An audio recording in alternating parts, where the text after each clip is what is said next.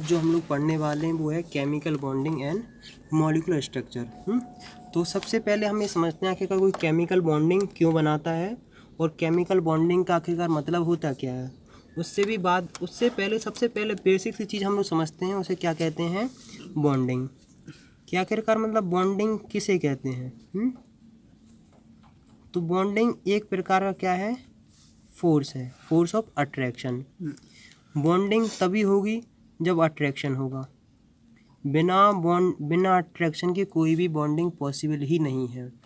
जैसे जो हम लोग गर्लफ्रेंड बॉयफ्रेंड बनाते हैं, उन दोनों में तब तक बॉन्डिंग दोस्ती नहीं होती है जब तक उन दोनों में अट्रैक्शन ना हो।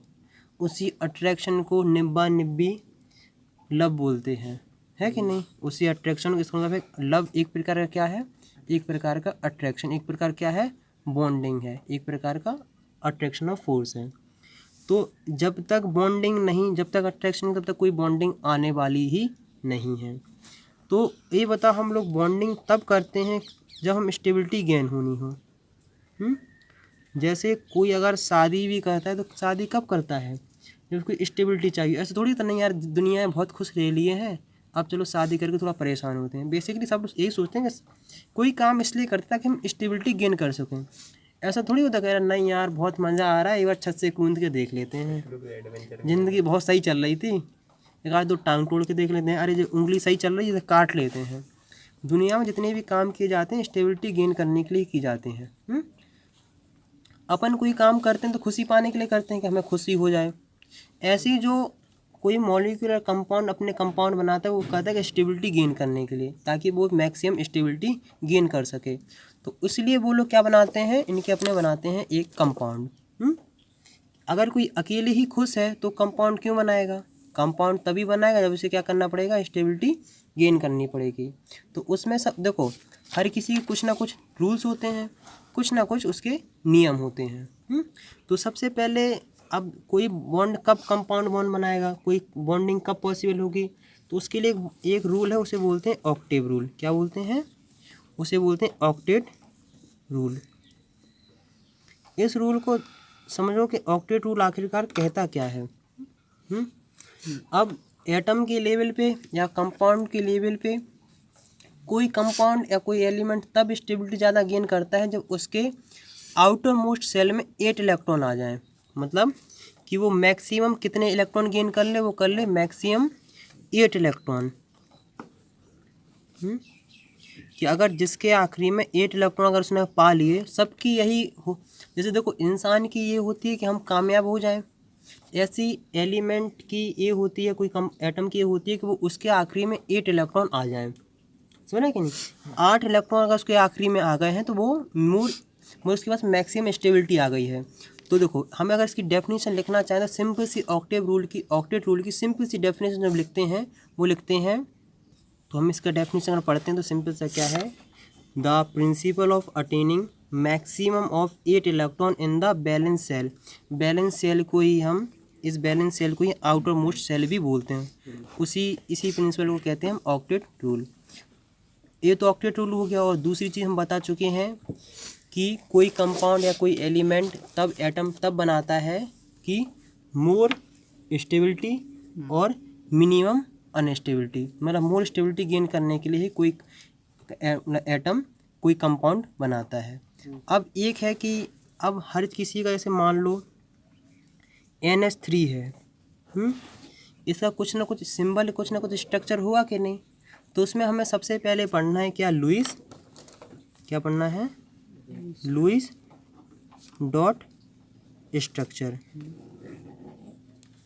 क्या पढ़ना है, लुईस डॉट स्ट्रक्चर। अब हमारे पास NH3 तो है, आखिरकार इसको हमें किसी न किसी स्ट्रक्चर में फॉर्म करना है कि नहीं। आखिरकार हमें बताना है कि इसका स्ट्रक्चर कैसे बनेगा। तो हम सबसे पहले पढ़ते हैं कि लुईस डॉट स्ट्रक्चर आखिरकार कहता क्या है। जैसे हमने लिया सोडियम Na, इसका एटॉमिक नंबर कितना होता है, 11। अगर इसकी इलेक्ट्रॉनिक कॉन्फ़िगरेशन करेंगे 1s2 2s2 2p6 और 3s1। अगर जैसे इलेक्ट्रॉनिक कॉन्फ़िगरेशन नहीं आता है तो second chapter structure of atom जो है वो यूट्यूब पे एक प्ले लिस्ट में डला है पूरा, वहाँ से कवर अप कर सकते हो। बहुत मस्त तरीके से, बहुत बिंदास तरीके से समझाया है, वहाँ से कवर अप कर लेना, वहाँ ज़्यादा सही रहेगा। अब तुम जानते हो कि 288 वाला एक रूल जानते होगे। ये वाला नियम जो होता है वो 10th क्लास तक ही वैलिड होता है। 11th क्लास में अगर तुम्हें इलेक्ट्रॉनिक कॉन्फ़िगरेशन सीखना है तो उसके लिए मेन है कि SPDF इलेक्ट्रॉनिक कॉन्फ़िगरेशन, जो structure of atom, second chapter में बहुत अच्छे से मैंने समझाया है, वहाँ से तुम कवर अप कर सकते हो। तो इसमें जो लुईस डॉट स्ट्रक्चर वो ये कहता है कि आखिरी जो आउटर मोस्ट सेल है, देखो ये पहला है, ये दूसरा है, ये तीसरा है। तो ये कहता है कि आउटर मोस्ट सेल में जो इलेक्ट्रॉन है उसको सिर्फ तुम ले लो। आउटर मोस्ट सेल में कितना है? 1 इलेक्ट्रॉन। तो हम इसको ऐसे लिखेंगे Na डॉट। अभी तक जो तुम लोग पढ़ते आ रहे थे, जैसे Na का तुम पता कैसे पढ़ते आए थे, जैसे तुम Na लिखते थे, पहला सेल, दूसरा सेल और तीसरा सेल। और अभी तक तुम Na का इलेक्ट्रॉनिक कॉन्फ़िगरेशन कैसे करते आ रहे थे? 2 8 1। समझ, देखो ये 2 है, ये 8 है, ये 1 है। 2 8 1 का मतलब ये होता है कि पहले सेल में 2 इलेक्ट्रॉन फिल कर दो, 1 2। दूसरे सेल में 8 इलेक्ट्रॉन फिल कर दो, 1 2 3 4 5 6 7 8। और तीसरे सेल में 1 इलेक्ट्रॉन फिल कर दो। और लुईस डॉट स्ट्रक्चर यही कहता है जो आखिरी सेल है उसमें जितने इलेक्ट्रॉन है सिर्फ उसी को हमें लेना है, बाकी अंदर वाले से हमें कुछ भी मतलब नहीं है। तो हम इस फॉर्म, इससे भी तुम देख सकते हो और तुम इससे भी देख सकते हो कि आखिरी में 1 इलेक्ट्रॉन है। इस आखिरी में 1 इलेक्ट्रॉन जो उसको रिप्रेजेंट हम ऐसे करते हैं कि Na डॉट। हमने सिंपल सा कितना कर लिया है? Na का कर लिया है। अगर यही हम तुमसे क्या कहें तुम मैग्नीशियम के लिए करो, Mg के लिए करो, अगर हम तुम्हें बोले Al के लिए करो, तुम शायद इसके बारे में करना स्टार्ट कर दो कि एक क्वेश्चन करो ज़रा। तो अगर ये सिंपल सी क्या है, लुईस डॉट स्ट्रक्चर की क्या है डेफिनेशन, आराम से लिख सकते हैं कि सिमेट्रिकल मैनर में होना चाहिए। सिमेट्रिकल मैनर में इसलिए बोलते हैं ताकि आखिर का जो डॉट हम रिप्रेजेंट कर रहे हैं, जैसे हमने बोला था Mg का बनाओ, तो Mg का तुमने लुईस डॉट स्ट्रक्चर बनाया होगा, वो बनेगा Mg और 2 डॉट बनाती होंगे। देखो ये आखिर का डॉट क्या है? एक प्रकार के इलेक्ट्रॉन तो है, और इलेक्ट्रॉन में क्या होता है? रिपल्सन होता है। इसलिए हमें सिमेट्रिकल वे में जब कोई चीज़ बनाते हैं तो मैक्सिमम स्टेबिलिटी में होता है। जैसे हमने बोला था एल्युमिनियम, तो एल्युमिनियम का तुमने इलेक्ट्रॉनिक कॉन्फ़िगरेशन लिखा होगा सबसे पहले, तो वो लिखा होगा 1s2 2s2 और 2p6 3s2 3p1। जो आखिरी नंबर तुम्हें दिखता हो, जैसे 1 है, ये 2 है, ये 3 है, आखिरी में 3, ये थर्ड नंबर है ना, और थर्ड में 1 2, इनको मिला के 3 इलेक्ट्रॉन हुए कि नहीं? ये 3 इलेक्ट्रॉन है। तो इसका जो हम बनाते हैं वो कैसे बनाते हैं? Al, और सिमेट्रिकल मैनर में तुम ऐसे लो, ऐसे लो, ऐसे बना दो। अगर इसको तुम वैसे उस मेथड से बनाना चाहे तो जैसे अभी तुम गोले बनाते थे सेल से, उसको ऐसे बना सकते हो। एल्युमिनियम लिखा तुमने, एल्युमिनियम के लिए तुम 3 छल्ले बनाते थे, इसके इलेक्ट्रॉनिक कॉन्फ़िगरेशन कैसे लिखते थे? तुम लिखते थे 2 8 और 3, ऐसे लिखते थे कि नहीं? इसके लिए बनाओ 1 2 3 बनाओगे, 1 2 और 3। पहले में 2 इलेक्ट्रॉन फिल कर दो, 1 2। दूसरे बारे में 8, 1 2 3 4 5 6 7 8। आखिरी वाले में तुम 3 कर दो, 1 2 और 3। ये वाला भी सही है, लेकिन ये तुम्हारे बच्चे लेवल, छोटे लेवल के लिए है। अब तुम जो बड़े हो गए हो, वैसे देखो जो तुमने 283 लिखा उसका मतलब यही तो है। तुम देखोगे 283, तो देखो ये 2 है, 2 इलेक्ट्रॉन है ना, तो 2 हो गया है, 2 और 2, 2 और 6 8 हो गए, 8 2 1 3। ये भी 283 है, लेकिन ये SPDF जो है, ये वाला मेथड ज़्यादा सही रहता है, एक्यूरेट रहता है, और ज़्यादातर काम किया जाता है। जो 288 वाला जो तुमने नियम पढ़ रखा है, ये ज़्यादा एलिमेंट के लिए एक्यूरेट नहीं होता है, इसमें ज़्यादा कन्फ्यूजन होती है, इससे ज़्यादा चीज़ हम नहीं निकाल सकते हैं। इसलिए हमने SPDF को हम लाए हैं। SPDF ज़्यादा अच्छा है और ज़्यादा बेहतरीन है, तो हमने इसको ऐसे बना लिया। तो इसका स्ट्रक्चर ऐसे तुमने लुईस डॉट स्ट्रक्चर ऐसे बना लिया है। अगर तुम इसके बारे में जानना चाहोगे तो सिंपल सा है, लुईस एक व्यक्ति का नाम है, डॉट उन्होंने इसलिए रख दिया था कि हम लोग इलेक्ट्रॉन को डॉट से रिप्रेजेंट कर रहे हैं, और स्ट्रक्चर मतलब हम स्ट्रक्चर बना रहे हैं। अगर मान लो हमें अमोनिया का बनाना है, किसका बनाना है, अमोनिया का, जैसे हम क्या बनाते हैं NH3। अगर इसका हम लूज डॉट स्ट्रक्चर बनाना चाहें तो इसका मतलब क्या है कि हमारे पास नाइट्रोजन है, नाइट्रोजन का इलेक्ट्रॉनिक कॉन्फिगरेशन रखेंगे तो 1s2 2s2 और 2p बोलो 3। हाइड्रोजन का बोलेंगे, हाइड्रोजन का हमारा होता है 1s1। इसके आखिरी में हम देखेंगे तो इसके आखिरी में हमें कितने दिख रहे हैं, ये पहला नंबर है, ये दूसरा नंबर, इसके आखिरी में कितने हैं, 5 इलेक्ट्रॉन है कि नहीं, और इसके आखिरी में है 1 इलेक्ट्रॉन है। अब अगर सिंपल सा बनाना चाहें तो नाइट्रोजन को जो बनाएंगे Na 1 2 3 4 5, और हाइड्रोजन का है वो हम बना देंगे क्रॉस से। अब तुम कहोगे भैया क्रॉस से क्यों बनाया है, क्रॉस से हमने इसलिए बनाया है ताकि हम लोग कन्फ्यूज ना हो जाए किसका कौन सा इलेक्ट्रॉन है। इसके इलेक्ट्रॉन को डॉट से कर रहे हैं तो इसके इलेक्ट्रॉन को हमें क्रॉस से रिप्रेजेंट करना चाहिए, तब जाके हमें कुछ कन्फ्यूजन नहीं होगी। इसका अगर स्ट्रक्चर बनाएंगे तो मैं सिंपल ऐसे बनाओगे 1 2 3 4 5, और देखो इसके पास 5 हैं, नाइट्रोजन के पास कितने हैं, 5 इलेक्ट्रॉन है, इसे चाहिए कितने हैं, 8 इलेक्ट्रॉन। इसका मतलब कितने का गैप है, मतलब 3 का इलेक्ट्रॉन है, मतलब 3 इलेक्ट्रॉन हमें बाहर से कहीं से ना कहीं चाहिए हैं, और हमारे पास है हाइड्रोजन। एक हाइड्रोजन के पास 1 इलेक्ट्रॉन है, एक हाइड्रोजन 1 इलेक्ट्रॉन दे देगा। अब देखो 1 2 3 4 5 6 हो गए हैं, फिर हमने 1 इलेक्ट्रॉन 1 हाइड्रोजन और जोड़ा, जब इन्हें इसको दिया तो 1 2 3 4 5 6 7 हो गए हैं, एक हाइड्रोजन और दिया हमने एक, और इसने इसको मान लो इससे बना लिया है। अगर इसके हम ओवरऑल देखना चाहें तो कितने हो गए हैं, 8 इलेक्ट्रॉन हो गए कि नहीं। नाइट्रोजन के पास 8 इलेक्ट्रॉन जैसे हुए तो स्टेबिलिटी इसने गेन कर ली कि नहीं, तो ये इसका स्टेबल हो गया है।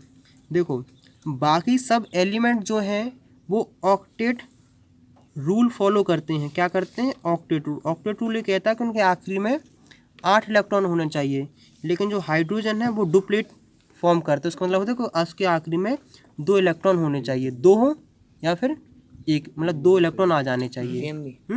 तो हम ये मान के चलते हैं कि अगर देखो ए इलेक्ट्रॉन इसने इसको दिया है तो हम ये मान सकते हैं इसने इसको भी दिया, मतलब इन दोनों का 2 का पेयर बन गया है कि नहीं, तो इनकी मैक्सिमम स्टेबिलिटी आ गई है।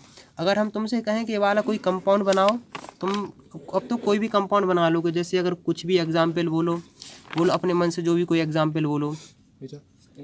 जैसे अगर हम बोलें तुमसे कि बनाओ MgCl2, तो तुम इसका भी आराम से बना लोगे। तुम इसका मतलब क्या है कि मैग्नीशियम क्लोरीन, मैग्नीशियम के कितने हैं, मैग्नीशियम के लूज डॉट स्ट्रक्चर बनाओगे तो कैसे बनेगा, मैग्नीशियम Mg लिया, लूज डॉट स्ट्रक्चर बनाओगे तो बनाओगे 1s2 2s2 2p6 और 3s2। स्टार्टिंग में ये तुम्हें समझ में नहीं आएगा कि 3s2 2s2 2p6 आखिरकार हो कैसे रहा है, लेकिन जैसे ही तुम उसकी प्रैक्टिस करोगे तुम लोगों को ये चीज़ आने लगेगी।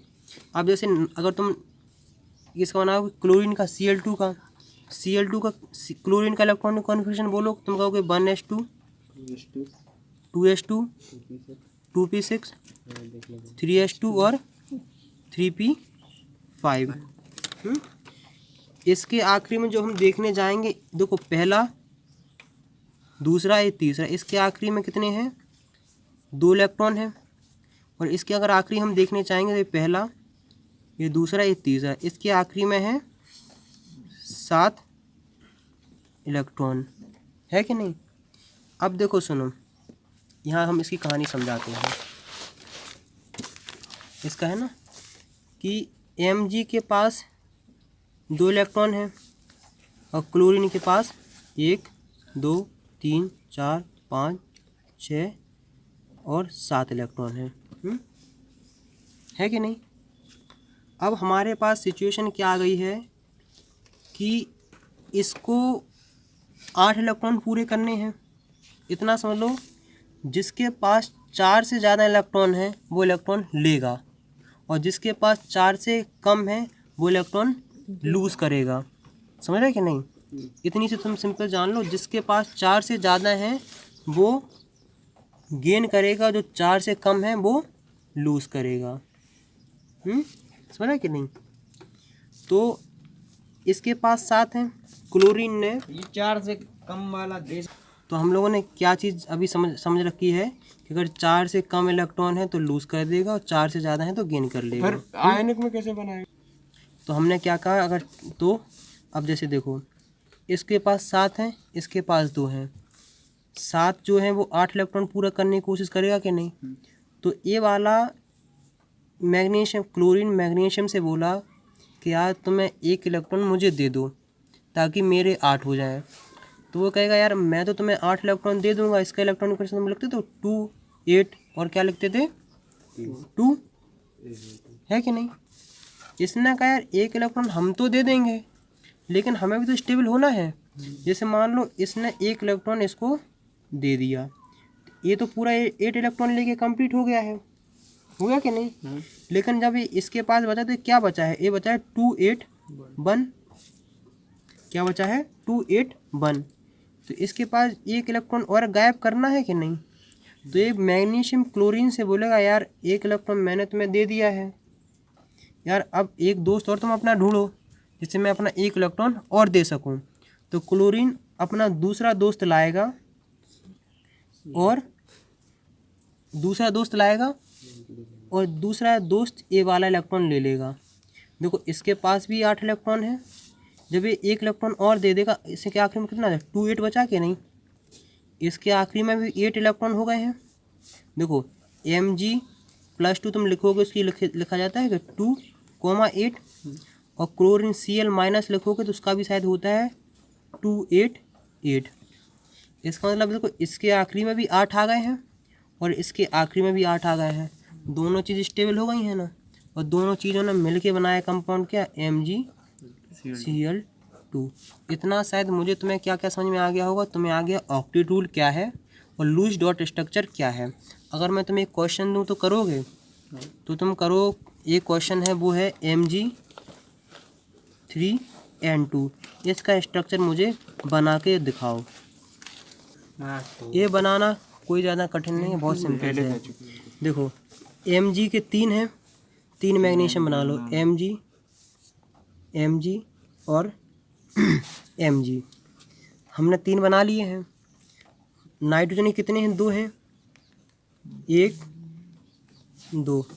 इसके आखिरी में कितने डॉट आते हैं ऊपर? 2 इलेक्ट्रॉन, 1 2 1 2 1 2। अब हमारे पास दूसरा नंबर क्या है? हमारे पास दूसरा है नाइट्रोजन है। नाइट्रोजन के ऊपर कितने आते हैं? तुम कहोगे इसके ऊपर आते हैं 5, 1 2 3 4 5, 1 2 3 4 5। हो गए कि नहीं? समझ रहे कि नहीं? तो नाइट्रोजन ने, इन सबको पहले भूल जाओ, उससे मतलब नहीं है। इस वाले नाइट्रोजन ने इस मैग्नीशियम से क्या कहा कि भाई यार तुम मुझे इलेक्ट्रॉन दे दो ताकि मैं आखिरी में 8 इलेक्ट्रॉन पूरे कर लूँ। जिसके पास 4 से ज़्यादा होते हैं वही मांगता है, जिसके पास 4 से कम होते हैं वही देता है। तो ये नाइट्रोजन ने इसको किया यार कि तुम मुझे इलेक्ट्रॉन दे दो।